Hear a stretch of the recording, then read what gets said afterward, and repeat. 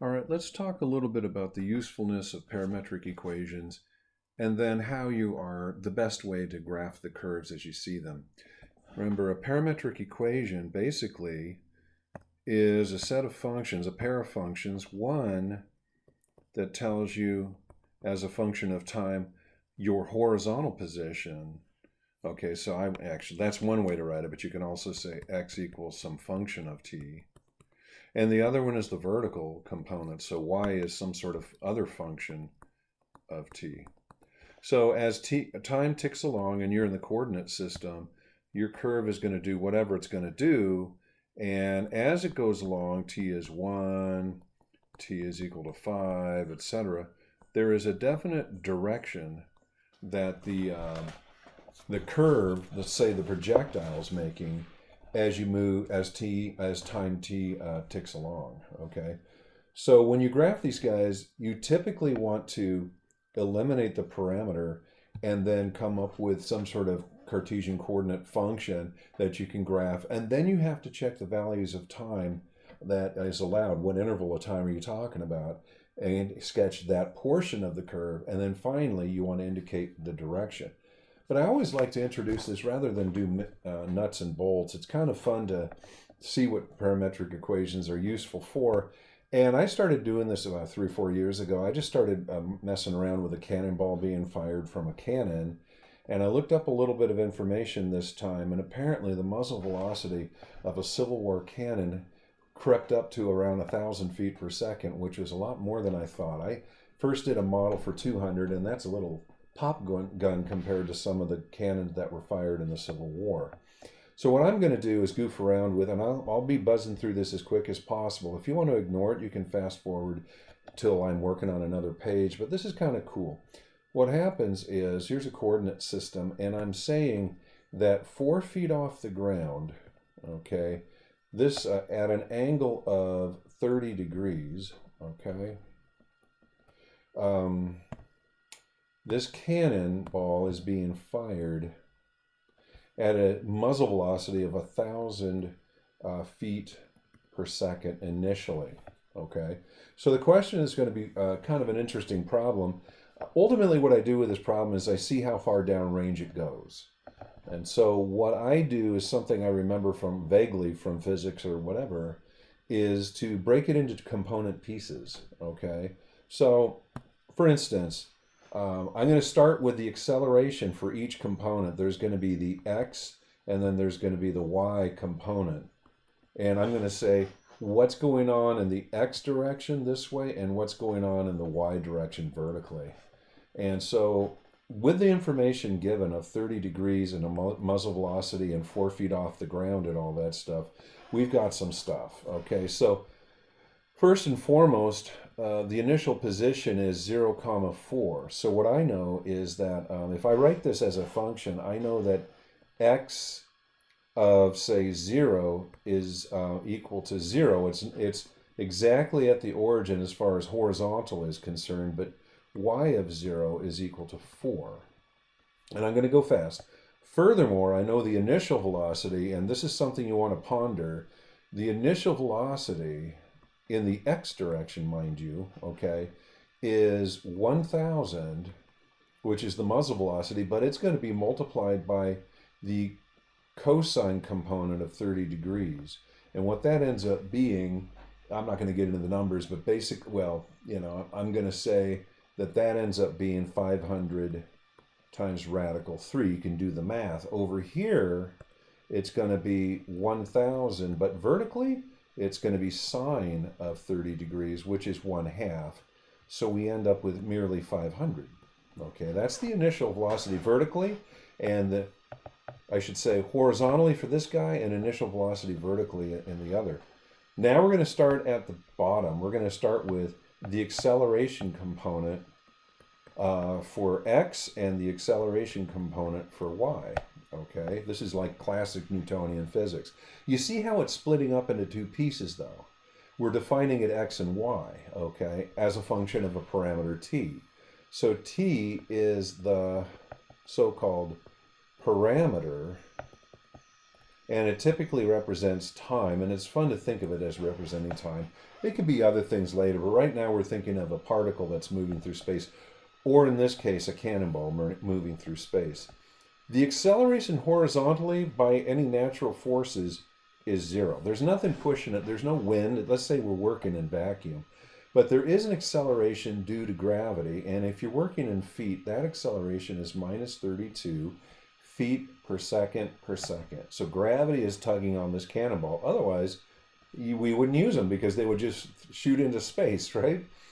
Now, here's the thing. You guys know about when you go from acceleration to velocity, you have to anti-derive, right? So I'm going to do that. It's not really a lesson in that. I'm going to anti-derive or integrate 0 to get some sort of constant. And what I'm getting to is the velocity function.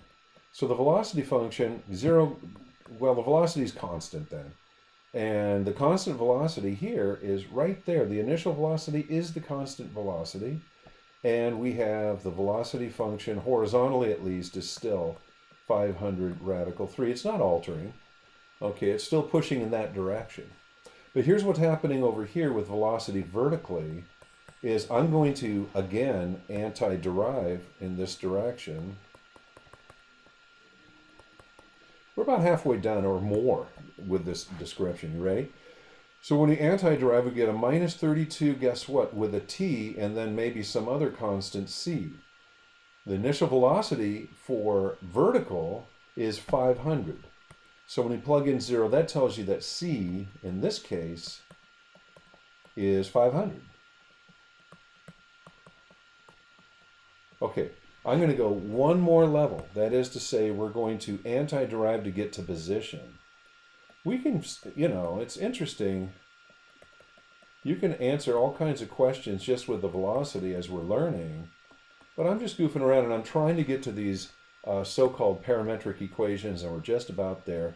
What we have, therefore, is that x of t, let's say we call it that this time. X is a function of t, and it's going to be 500 radical 3 times t plus some sort of constant k. But the initial position was 0, so here we have it. X of t is dictated by 500 radical 3t. As t ticks along and you're going at this steady constant speed of 500 radical 3 feet per second, okay, give it so many seconds, it'll tell you how far it traveled. So that's your position. Anti-deriving over here, you've got y of t. Here we go with this guy, and it's going to be minus 16t squared. You see what I did? It's t to the 2 over 2. The 2 cancels with 32, plus 500t, and then plus 4, okay? And that's what we're getting. Oh, I said plus 4. Why did I say plus 4? Plus a constant, but its initial condition up here is 4. So what we have is this. Y of t is minus 16t squared plus 500t plus 4. All right, so what I did in order to goof around with this is what I'm showing you right now, okay? What I'm showing you right now is an example of parametric equations. It's predicting the flight of the cannonball as a function of time. T is in seconds, and what you can do is go, what's t, what's x, what's y, and you can go t is 0. Well, if t is 0, you get 0, 4. That's exactly where it starts, right upstairs. But then you can go 1, 2, and 3 and see where the cannonball is heading. You can actually map out the path of the cannonball, which is really cool. The other thing you can do is, this is what we're going to practice, is we're going to so-called eliminate the parameter.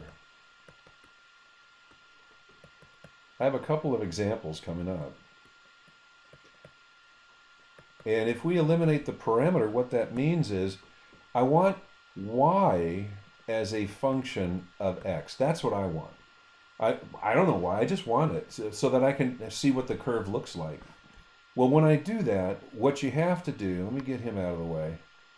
The best way I can see for this particular problem is take this equation, solve for t, which is x over 500 radical 3, and then we substitute in this guy for t here and here. Now, it's messy, and I goofed around with it, and what I ended up with was, oh, what do you know? I ended up with this equation, okay? And then I said, well, with this equation, what I want to do is an old Algebra 1 or Algebra 2 problem, which is how far downrange does it go? Okay, you've got x, you've got y, and what happens is, and I had a picture, and I guess it didn't show up, but that's okay. I did a Desmos on this cannonball, and it starts at 4 up here, and I plugged in this, of course it's a, look at, it's a downward opening parabola, isn't it? You can see that. And what happens is it just does this little number, boom, and it lands out here somewhere. And with Desmos, you can find out what that is. Okay, so that's what's happening with this. When you eliminate the parameter, what you got is, you can tell what that is. It's a parabola that does that. I can tell because of my previous classes. That's why you eliminate the parameter in this section, so that you can see what the curve actually is. Okay? Then I had fun. Then I had fun. I set it equal to 0 because when you look at these table of values, when y is 0, okay, there's a couple of places, one where time is negative, or x, over here, but I'm really interested in this point when y is 0. And what I ended up finding with the quadratic formula was it traveled 27,070 feet. I think that number's right. I did it again and I got a different number. I divided that by 5280, which is the number of feet per mile, and look at this. Now you know a bit of Civil War history. These cannonballs could be fired, well, in vacuum anyway, they could be fired over 500 miles, over 5 miles away. From another book I read, with the wind resistance, it's not a nice parabola. What happens is it kind of gets pushed down by the wind after a while. So it's this kind of tweaked parabola, if you will. And so that has to be taken into account, and I'm sure it's shorter than 5 miles, but dang, watch out, here come the cannonballs. So I have a couple of examples on how to do this, and this is a good one to look at. But basically, sketching parametric equations, I say you can plot a bunch of points, which is really, yeah, that's not a great way to go, because you're not going to know what the curve is. It's way better, you got to be able to figure out how to get rid of the parameter and then sketch. So just watch how I do it, then you do it, and we're in good shape. Okay. The first one, people kind of forget. It seems really strange, but when you learn it, it becomes obvious. What we do if ever you have sine and cosine, a good way to go is to remember that sine squared of t plus cosine squared of t is equal to 1. It always is. Okay, so here we go. Here's another example of using substitution. Let's take these guys, let's take one of them down and go, well, I know that x is equal to 3 sine t. If I send that 3 over, I get x over 3. So sine squared t becomes x over 3 squared. Sine of t squared is x over 3 squared. And likewise, over here, since y is equal to 5 cosine t, then y over 5 is equal to cosine of t, so that when in this Pythagorean identity I see the square of cosine, I'm now seeing the square of y over 5. Why is this a big deal? Well, do you see any parameters there? Is t gone? We have eliminated the parameter. He's gone, baby, gone. Okay? Now what does this become? Well, this particular equation should become familiar to you. Look, it's x squared over 9 plus y squared over 25 is equal to 1. There's a reason I chose to do 10.5 before we did these problems here. Because by the time you're done with section 10.5, you're like, gee, please, that's an ellipse, isn't it? It's an ellipse with center 0. You're going to go 1, 2, 3 this way, minus 3 there. And 1, 2, 3 this way, and up, down 5, right? 1, 2, 3, 4, 5, pretend. Okay, and down 5 down here, negative 5. I don't have a coordinate system here. And then this is what you should do. Now watch out. Trace your ellipse lightly lightly, lightly, lightly. Okay. Then go up to your problem and say, are there any limits up here? Yeah, there they are. There's a limit on t. There's a limit on t. So you're not allowing t to just go wherever it wants to go. Instead, what we're doing is we're going, well, since 0 is less than or equal to t is less than or equal to pi, then when I build my ordered pairs, I can only go 0, maybe pi over 2, maybe pi, and then I have to stop. And what you want to do is calculate those numbers, okay? And it's not hard, because x is, what is x again? 3 sine t. And y is 5 cosine t. Okay. When I plug in 0, sine is 0, but cosine is 1. I'm at 0, 5. Now watch it. We're going to go find 0, 5 as a point. So at this guy, 0, 5 is up here. Do you see it? And t is equal to 0 at that moment.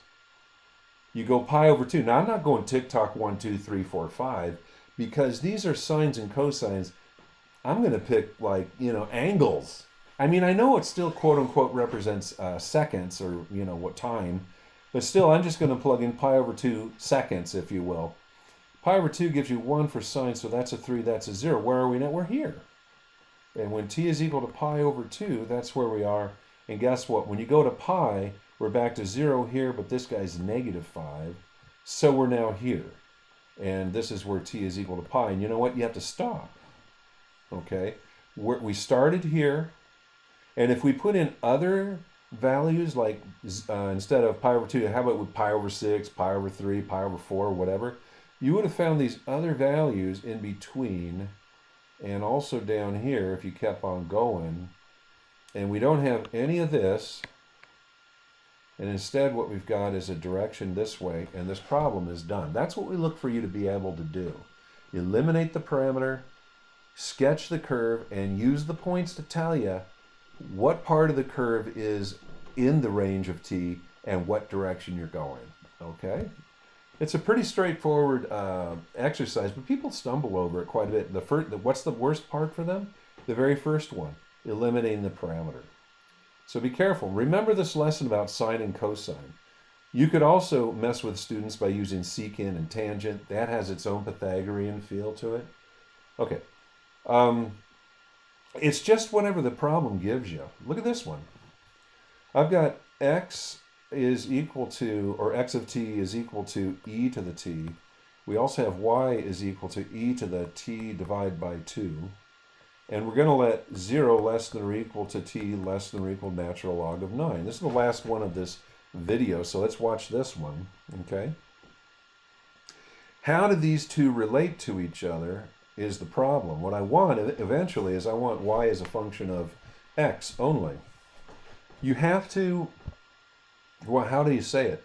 You have to look at this and go, well, that's, let's see, that's e to the t times 1/2, which is e to the t, guess what, to the 1/2 power, very good, which is really the square root of e to the t. Now, I don't know if you can wiggle through that trap, but that's what's happening. You know what all of this is? It's just algebra. But it's also being clever, okay? Because here's the thing. The thing is this. E to the t is x. So this e to the t here, I'm going to put an x. And we've eliminated the parameter. You know what we have is y is the square root of e to the t, which is the same thing as the square root of x in this problem. You mean that's it? That's it. That's it.